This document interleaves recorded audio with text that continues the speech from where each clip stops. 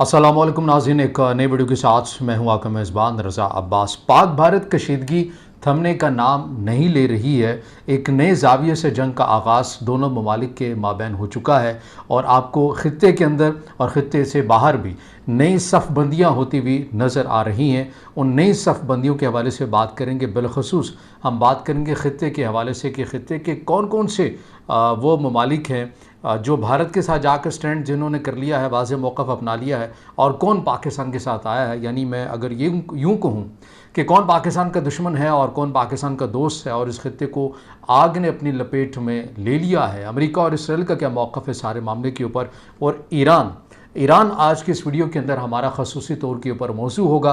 उसके ऊपर बात करेंगे कि ईरान ने अपनी पोजीशन या अपना जो वज़न है वो किसके पलड़े में डाल दिया है। ये स्टेटमेंट आ गई है ईरान की जानिब से। ये आज के इस वीडियो में खसूसी तौर के ऊपर आपके सामने रखेंगे, मगर उससे पहले आपसे दरख्वास्त के वीडियो को लाइक और चैनल को सब्सक्राइब ज़रूर कीजिएगा।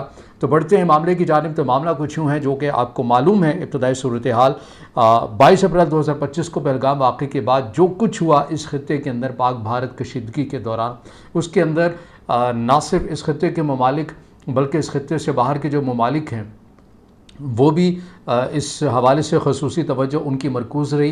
अगर आप ये भी देखना चाहें कि ये मामला कितना हसास था, कितना अहम था, तो विक्ट्री डे मनाया जा रहा था रशिया के अंदर, जहाँ पर तकरीबन 29 से ज़ायद सरबराहान ममलिकत मौजूद थे।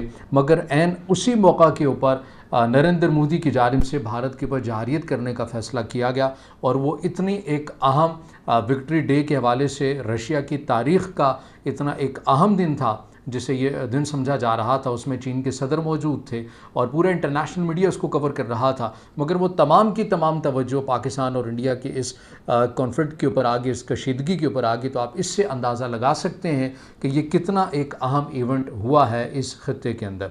अब ज़ाहरी तौर के ऊपर तो हमें बॉर्डर से अफवाज भी दोनों साइड्स के ऊपर जाती हुई नज़र आई, DGMOs के राबते भी हुए, किसी हद तक नरमी भी हुई, लेकिन लफ्ज़ी तकरार का सिलसिला जारी व सारी है। उसके बाद जो सिफारती तौर के ऊपर अब महाज खुल गया है वो बड़ा अहम है आपके लिए जानना।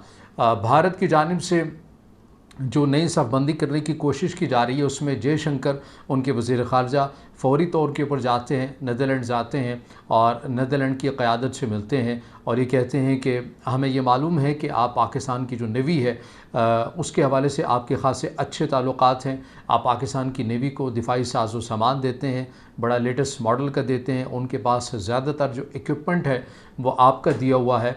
तो हम ये चाहते हैं कि आप पाकिस्तान के साथ ये जो दिफाई एग्रीमेंट है, जो आप दिफाई साजो सामान देते हैं, ये आप पाकिस्तान को देना बंद कर दें। और ये कोई पहली बार नहीं हुआ, इससे पहले भी भारत की जानिब से नीदरलैंड को अपने साथ इंगेज करने की कोशिश की गई है, मगर नीदरलैंड की जानिब से कभी भी इस मामले से पीछे नहीं हटा गया। ज़ाहिर है पाकिस्तान कोई उधार तो लेता नहीं है नीदरलैंड से, या कोई इंस्टॉलमेंट के ऊपर तो कोई चीज़ है नहीं है, या खसूसी रायत के ऊपर तो नीदरलैंड से कोई चीज़ मिलती नहीं है।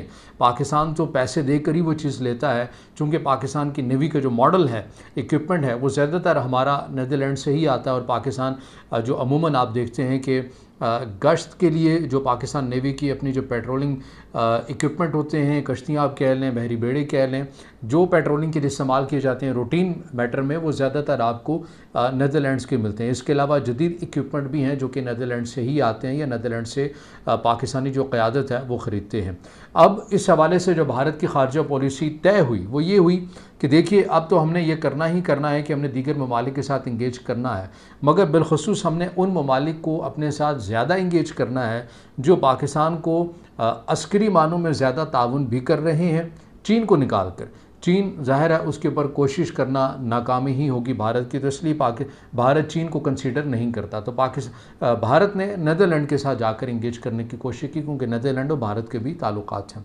उन्हीं ताल्लुकात को इस तरह इस्तेमाल करते हुए जयशंकर की जानिब से कहा गया कि चूँकि पाकिस्तान ख़ित्ते के अंदर बदअमनी के वाक़यात फैलाने वाला मुल्क है, तो आप ऐसा कीजिए कि आप उन्हें ये दिफाई साजो सामान ना दें, लेकिन उससे भी कुछ हासिल हसूल नहीं हुआ। बहरहाल ये कोशिश की गई भारत की जानिब से।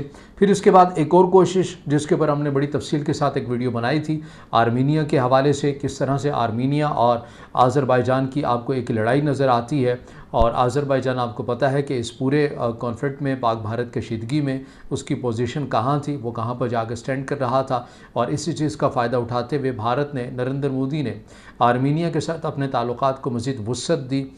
रशिया यूक्रेन का जंग का फ़ायदा उठाते हुए आर्मीनिया को अपने दफ़ाई साजो सामान जो है वो दिए, अपने बेहतरीन, जो कि भारत की डेफिनेशन के मुताबिक उनके बेहतरीन इक्विपमेंट है, मिसाइल सिस्टम है, वो उन्हें दिए। ड्रोन्स वगैरह देने की बातें हुई और बड़ी हद तक दिए भी और मज़ीद भी दिए जाएंगे इस साल भी और अगले साल भी। जो खेप है दिफाई साजो सामान की वो आर्मीनिया को पहुंचाई जाएगी। मकसद क्या है आर्मीनिया को मुसल्ला करने का?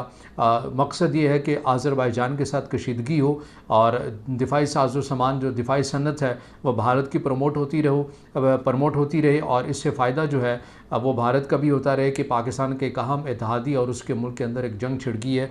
और ज़ाहिर आपको ये भी मालूम है कि जब आज़रबाईजान जब जंग की सूरत हाल में होगा तो टर्की दूर नहीं रह सकेगा। टर्की को भी कहीं ना कहीं इंगेज होना पड़ेगा आज़रबाईजान की दिफाई पोजीशन को लेते हुए या आज़रबाईजान का साथ देते हुए वो भी मैदान में उतरेगा। तो इस तरह भारत की स्ट्रेटजी थी या है कि टर्की और आज़रबाईजान को एक ही जगह के ऊपर वो जंग में इंगेज कर सकता है और ख़ुद उसमें पड़े बगैर। फ़कत ये होगा कि असलहा जो है वो भारत का होगा। बहरहाल इसके ऊपर हमने मज़ीद भी जो नुकात हैं वो आपके सामने रखे थे। अब इसके अंदर जो मौजूदा जो सूरत हाल है उसके ऊपर हम बात कर लेते हैं। आपको याद होगा कि हमने पहले भी वीडियो बनाई थी तकरीबन 3 से 4 दिन पहले, और हम ये दावे से बात कर सकते हैं कि हमने वो सबसे पहले से प्लेटफॉर्म से वीडियो बनाए थे जिसमें बताया था कि आपको पाकिस्तान की खारजा पॉलिसी के अंदर एक बड़ा खामोश इनकलाब नज़र आ रहा है। उस खामोश इनकलाब के अंदर ये था कि पाकिस्तान हमेशा खुशी या गम के मौके में अरब ममालिक का ही दौरा किया करता था। अगर कोई पाकिस्तान पर मुश्किल है तो अरब ममालिक का विज़िट करना है, अगर कोई खुशी का मौका है तो भी अरब ममालिक का दौरा करना है, अगर कोई कशीदगी है तो भी अरब ममालिक का दौरा करना है। मगर ये जो पाक भारत कशीदगी हुई है इसमें पाकिस्तान ने अरब ममालिक के साथ अपने रमा रखने वाला जो रवैया है उसे नज़रअंदाज नहीं किया और इसीलिए वज़ीर-ए-आज़म पाकिस्तान और फील्ड मार्शल सैयद आसिम मुनीर की जानिब से जो पाकिस्तान की खारजा पॉलिसी को वज़ा किया गया वो ये किया गया कि हमने उन ममालिक में नहीं जाना। पाक भारत कशीदगी के बाद ये विज़िट हो रहे हैं, ये याद रखिएगा कि हमने उन ममालिक में नहीं जाना जिन्होंने इस मुश्किल टाइम के ऊपर, इस कशीदगी में हमारे साथ असूली तौर के ऊपर खड़े नहीं हुए, हमारे स्टेटमेंट को उन्होंने नहीं अपनाया, हमारे स्टांस के साथ उन्होंने स्टैंड नहीं किया। और उसके अंदर बिलखुसूस अगर हम बात करें मुत्तहिदा अरब अमारात की, तो मुत्तहिदा अरब अमारात ने सबसे ज़्यादा भारत की साइड आपको लेता हुआ नज़र आया। मुत्तहिदा अरब अमारात की मैं बात कर रहा हूँ, और सऊदी अरब आपको दोनों तरफ से खेलता हुआ नज़र आया। तो पाकिस्तान ने कहा कि हम क्यों ना उन ममालिक का विज़िट करें कि जिन्होंने वाज़े तौर के पर हमारे साथ स्टैंड लिया है। और इसी को देखते हुए पाकिस्तान ने टर्की का दौरा किया, आज़रबाईजान का दौरा किया, तारिकस्तान जाना है, ईरान वो गए। और इस हवाले से अगर मैं ये बात करूं, ईरान के हवाले से जो बातें की जा रही हैं, हमारे यहाँ जो बहुत सारे लोग हैं पाकिस्तान के अंदर, ऐसे मुतादिद लोग हैं, वो जब खारजा पॉलिसी से मुतल्लिक़ चीज़ें वज़ा की जा रही होती हैं या बनाई जा रही होती हैं तो उसे बाज़ औक़ात जो है वो मसलकी ऐनक से देख रहे होते हैं। दुनिया के अंदर ये दुरुस्त बात है, मैं भी इस हकीकत को मानता हूँ कि नज़रियाती तौर के ऊपर भी आप ममालिक के करीब आते हैं, लेकिन बेशतर ममालिक जो हैं वो मफादात की बुनियाद के ऊपर ही अपने ताल्लुकात को इस्तवार करते हैं कि मुश्किल के वक्त कौन किसके साथ खड़ा हुआ है और किसने तारीख़ के अंदर और मौजूदा दौर में कैसा किरदार अदा किया है।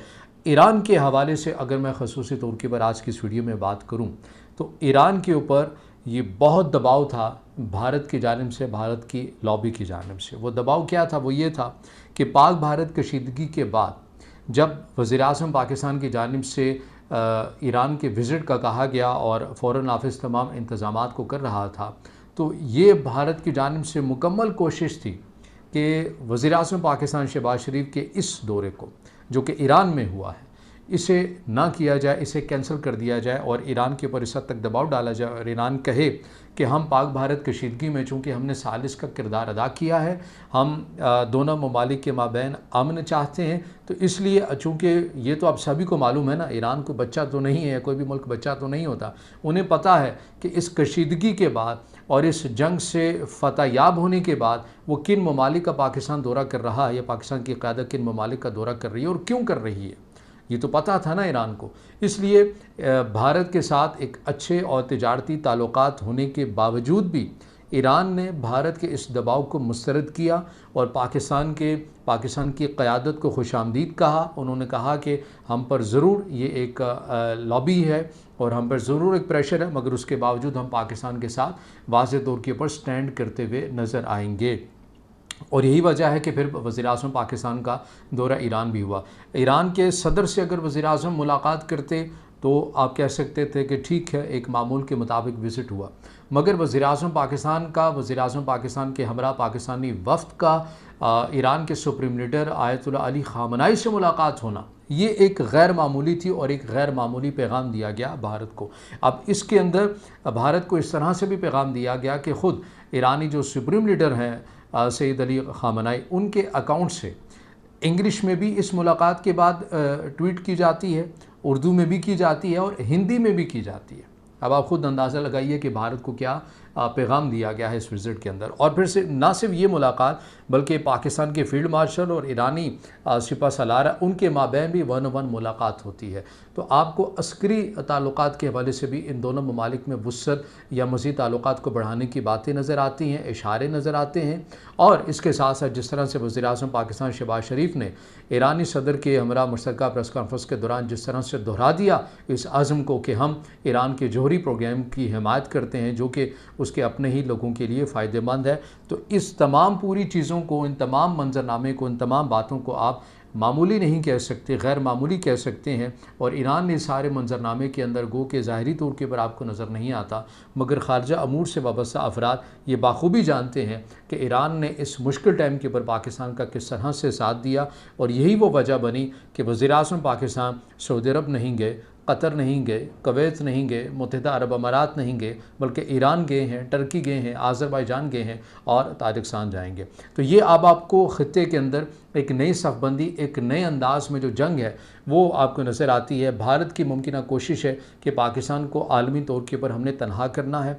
वो मगरबी ममालिक जिनके साथ पाकिस्तान के अच्छे ताल्लुकात हैं, उनमें लॉबी करके, उनमें सिफारतकारी के ज़रिए उन्हें दूर करना है पाकिस्तान से, और पाकिस्तान के अहम एतहादियों को दूर करना है। बलूचिस्तान के अंदर प्रॉक्सिस के ज़रिए चाइनीज़ अहदाफ को निशाना बनाना है ताकि चाइना और पाकिस्तान के माबैन कशीदगी हो, एक अदम एतमाद के फ़ज़ा बन जाए। तो अब भारत आपको इस डगर के ऊपर चलता हुआ नज़र आता है, पाकिस्तान अपनी खारजा पॉलिसी को मरबूत और मुनज़्ज़म करता हुआ नज़र आता है। तो अब आपको ख़ित्ते के अंदर एक नए अंदाज में जो जंग है वो आपको लगी हुई नज़र आती है। अगर कोई ये कहता है कि पाक भारत कशीदगी और हुई और 10 मई के बाद मामलात हल हो गए, ऐसा नहीं है।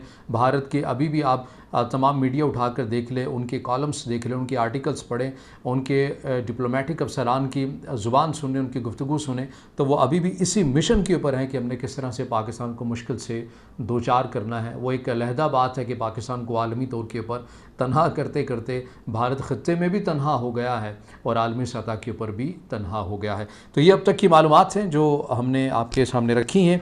अगर आप समझते हैं कि वीडियो आपके लिए मुफीद है तो फिर इसे ज़रूर लाइक भी कीजिएगा, अपने दोस्तों तक शेयर कीजिएगा, कमेंट्स में ज़ाहिर ख्याल कीजिएगा और चैनल को सब्सक्राइब ज़रूर कीजिएगा।